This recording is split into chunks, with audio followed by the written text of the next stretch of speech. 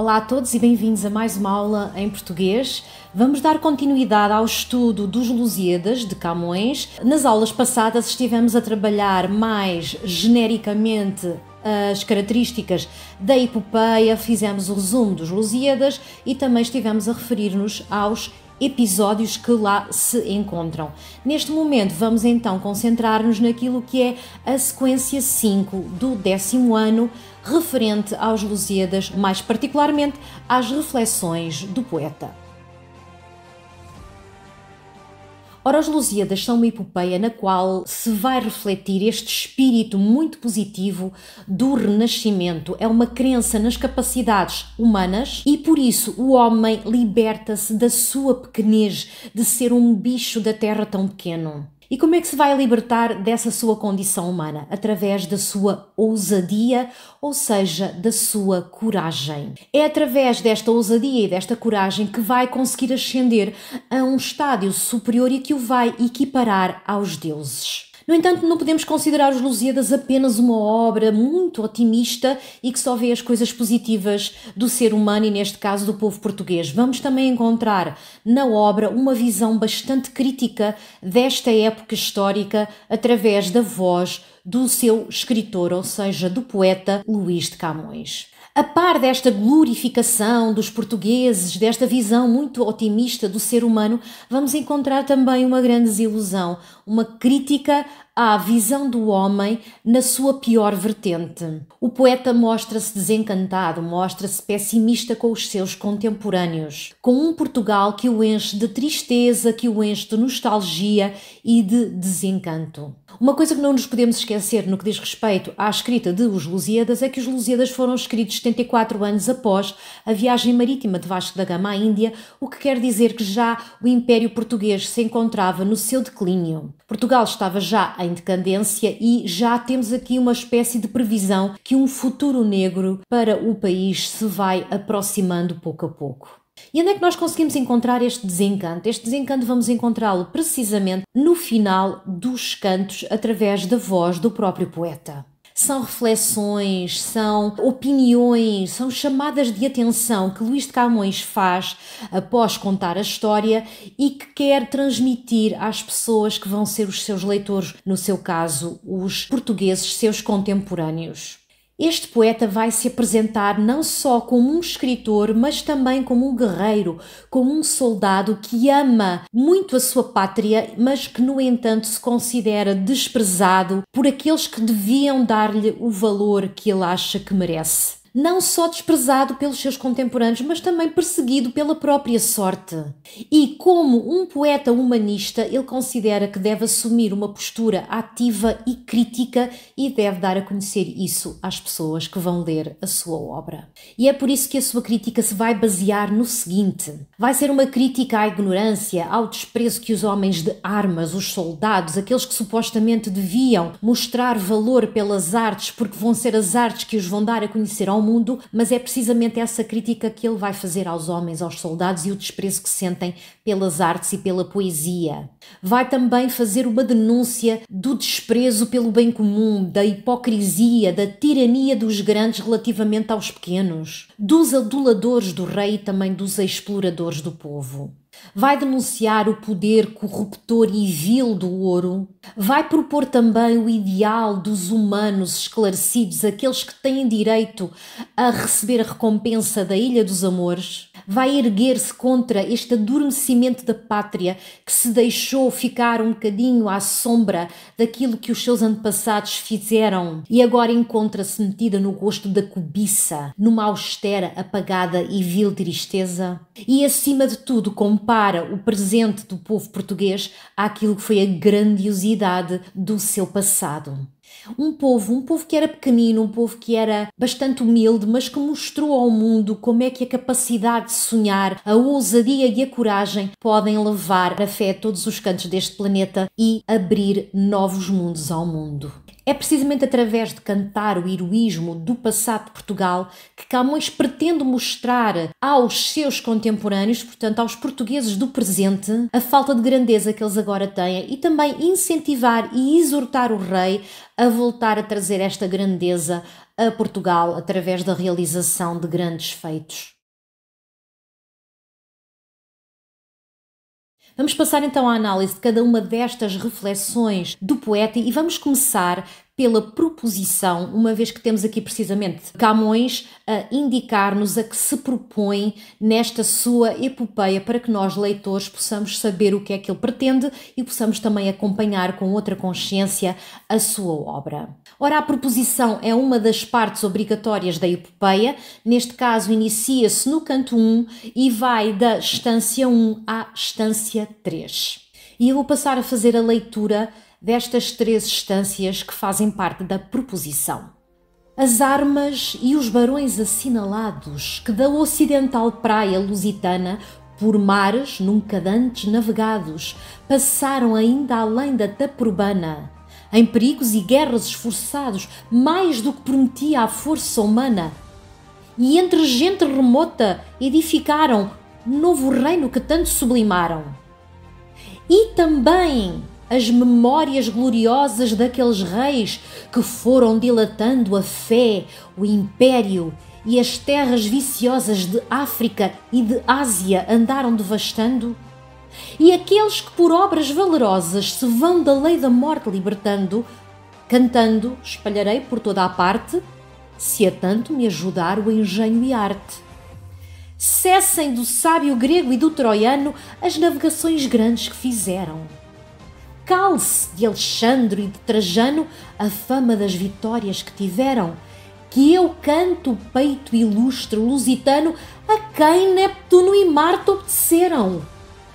Cesse tudo o que a musa antiga canta, que outro valor mais alto se levanta.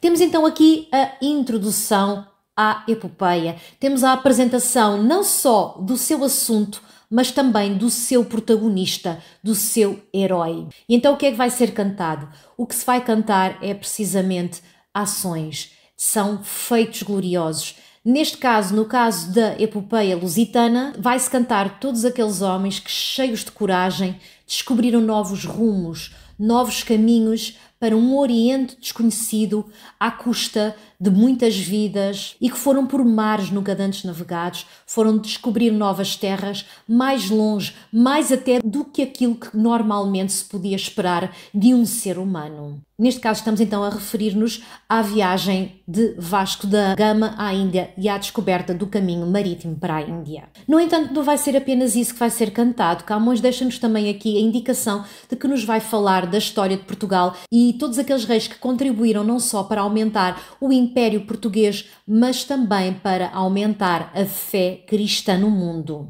E, no entanto, não são só os reis que vão ser os nossos heróis, todos aqueles que vão ficar imortalizados pelos seus feitos, e é isto que Camões vai cantar. Portanto, as estâncias 1 e 2, esquematicamente, indicam-nos não só o que o poeta se propõe a fazer, neste caso cantar a viagem marítima de Vasco da Gama à Índia, mas também todos aqueles, quer reis, quer pessoas que não são reis, mas que ficaram imortalizados pelos seus grandes feitos, e é isto que ele vai então propor-se a cantar, se para tanto o ajudar o engenho e arte. Portanto, ele vai cantar os heróis, mas também as ações desses heróis. A terceira estrofe vai ser uma conclusão desta introdução, referindo especificamente que todas as outras epopeias que os outros escritores tenham feito para trás vão ficar no esquecimento, vão ficar obliteradas quando a nossa epopeia passar a ser lida, uma vez que quer o sábio grego, quer o troiano, vão ficar na sombra deste poeta que nos vai deixar uma epopeia tão grandiosa, com feitos tão grandiosos, com heróis tão fantásticos que vão deixar no esquecimento os que estão para trás, até porque a nossa é verdadeira e as antigas são fingidas, são falsas. E é isso que Camões nos diz. Camões está a dizer aos leitores: esqueçam os heróis romanos, esqueçam os heróis gregos, uma vez que ele agora vai cantar os feitos dos heróis lusitanos. e que quer feitos marítimos, neste caso as descobertas marítimas, quer feitos bélicos, neste caso todas as guerras e todas as vitórias que o povo português teve, vão ser tão grandiosas que já não nos vamos lembrar quer das gregas, quer das romanas. Os nossos feitos, o feito do povo português, o peito ilustre lusitano é superior e é isso que vai ser cantado precisamente aqui nos Lusíadas. É aqui na proposição que nós vamos encontrar os 4 planos narrativos de Os Lusíadas, ou seja, o plano da viagem, o plano da história de Portugal, o plano da intervenção do poeta e o plano da mitologia. Conseguimos encontrar o plano da viagem precisamente na primeira estância, o plano da história de Portugal conseguimos encontrá-lo na segunda estância, quando ele fala dos reis. Podemos encontrar o plano da intervenção do poeta também na segunda instância, no final, quando ele se refere a si mesmo como escritor, e podemos encontrar o plano da mitologia, quando na terceira instância temos a referência aos deuses e quando podemos reparar que quer Marte, quer Neptuno obedeceram aos portugueses, uma vez que tanto no mar como na guerra eles eram seres excepcionais no que diz respeito aos seus feitos, às suas ações, que até os deuses obedeceram a estes seres grandiosos. Marte porque é o deus da guerra e Neptuno porque é o deus do mar. E para terminarmos este vídeo, para não deixarmos este momento referente às reflexões do poeta demasiadamente extenso, vou fazer apenas só mais a análise da segunda reflexão do poeta, que também surge no canto 1, neste caso nas instâncias 105 e 106, e que se refere à insegurança e à fragilidade da vida humana. Esta reflexão surge num determinado contexto, neste caso temos então já a armada no Oceano Índico, temos então aqui também uma série de traições por parte de Baco relativamente à armada de Vasco da Gama. Ora, a armada de Vasco da Gama encontra-se já em Mombaça. Vasco da Gama e os portugueses estão muito contentes porque esperam encontrar neste local um povo batizado, crente, tal como lhe contaram um falso piloto que lhes foi enviado por Baco para os enganar e os atrair a uma cilada. No entanto, os portugueses conseguem descobrir esta cilada a tempo e salvar-se desta traição, e é precisamente aqui no final do canto 1 que o poeta vai refletir então sobre a pequenez do ser humano e a insegurança e a fragilidade da vida humana e os perigos que espreitam e esperam o homem a cada instante na sua vida. E vou passar a ler as 2 estrofes que fazem parte desta reflexão. O recado que trazem é de amigos, mas debaixo o veneno vem coberto, que os pensamentos eram de inimigos, segundo foi o engano descoberto. Ó grandes e gravíssimos perigos, ó caminho de vida nunca certo, que aonde a gente põe sua esperança tenha a vida tão pouca segurança. No mar tanta tormenta e tanto dano, tantas vezes a morte apercebida. Na terra tanta guerra, tanto engano, tanta necessidade aborrecida. Onde pode acolher-se um fraco humano? Onde terá segura a curta vida? Que não se arme e se indigne o céu sereno contra um bicho da terra tão pequeno. Camões reflete precisamente sobre o facto de quando o homem pensa estar seguro, ter o caminho certo, é que vai encontrar inúmeros perigos. Tormentas e mortes no mar, guerras, enganos e contrariedades na terra. E é assim que o poeta vai acabar o canto 1 com uma interrogação retórica. Onde é que pode o homem, um ser tão mesquinho, um ser tão pequeno, ter segurança na sua vida? Parece que até o céu decidiu revoltar-se contra um bicho da terra tão pequeno.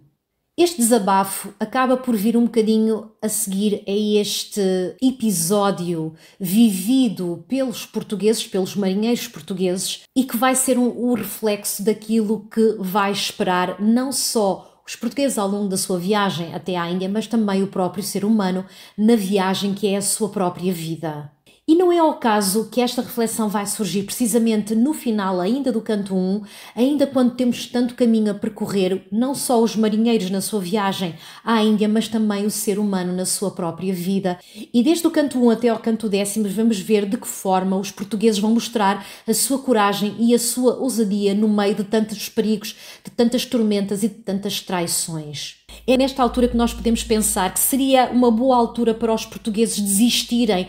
O bicho humano é tão pequeno, é tão frágil, que era normal desistir, era normal terminar aqui a viagem, mas é aqui que nós vamos ver quem é que vai conseguir alcançar o seu fim e ser digno de receber as recompensas que vão estar à sua espera. Esta figura de Estela, esta pergunta retórica, é um reforço, é uma chamada de atenção que o poeta faz ao leitor para mostrar que nem todos vão conseguir alcançar o final, porque vai ser necessária muita coragem, muita ousadia para poderem alcançar essas recompensas finais. O ser humano é um ser frágil, essa é a sua condição. Dificilmente encontra um lugar onde pode estar seguro, quer no mar, quer na terra. Vai encontrar também o poder implacável das forças sobrenaturais do céu que parece que se uniram para castigar o ser humano. O homem é algo desproporcionalmente pequeno e minúsculo comparativamente ao céu, e os obstáculos que o homem vai enfrentar também vão ser desproporcionalmente enormes, grandes, vão ser muito maiores do que aquilo que às vezes o ser humano consegue enfrentar. E é por isso que não é qualquer pessoa que vai conseguir ultrapassar esses obstáculos para poder chegar ao término da sua viagem. No entanto, os portugueses encontram-se nesse número muito pequenino de heróis que conseguiram ficar para a história, e é por isso que Camões quer cantar precisamente esses heróis, esse povo que apesar da sua pequenez conseguiu alcançar e concretizar grandes feitos. Vamos terminar então aqui esta primeira parte no que diz respeito à análise das reflexões do poeta. Numa próxima aula iremos então passar ao canto 5º e à reflexão do poeta no que diz respeito às armas e às letras. Obrigada pela vossa atenção e até à próxima.